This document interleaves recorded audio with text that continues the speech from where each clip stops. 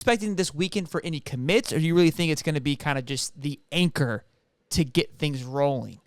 Or what are you or my You're talking about Jubilee weekend. Correct. That's the weekend that I'm referring to. Yeah. Yeah. So let me scroll down the list again. I'm sorry. I really hope that this weekend it's a fantastic list. First and foremost, yeah. I mean, so I mentioned Chris Jones as somebody that I think could pull himself off the market on that weekend. Okay. He has Florida's official visit locked in for June 2nd, and then the only other official visit that he has locked in right now is 2 weeks later for Georgia. Okay. I think if Florida pushes all the right buttons on that visit, they can get him to commit and then cancel that Georgia visit. Dalen Evans, I think, is one to watch too. He's committed to Texas A&M. The only official visit that he has locked in right now is to the University of Florida. I'm sorry, University of Florida, then TCU the weekend after, and Georgia Tech the weekend after that.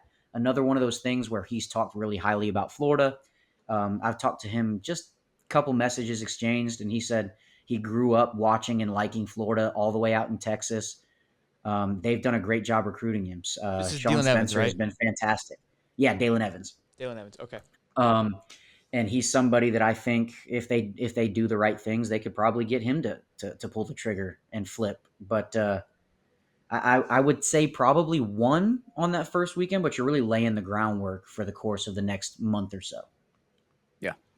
Yeah, my personal opinion is like you talk about those official visits, you better hit, you better hit this month, or you're in some deep doo-doo the rest of the way. So yeah, I'm looking forward to it. You know what? I've got the Billy Napier video already saved as drafts on Twitter, so that way it's already ready to go. So anybody that enjoys that Billy Napier video, hopefully I can show it like 8 times. Hopefully, hopefully Dave's finger goes numb.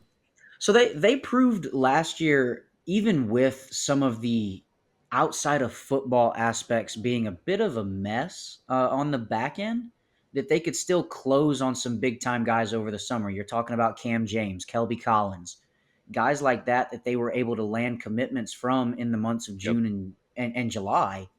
So I think things have gotten better on the back end with Florida. So I'm optimistic as far as them being able to close on some of these guys over the course of the next month. But like Dave and I have both said already, they have to because they're burning a lot of official visits very early.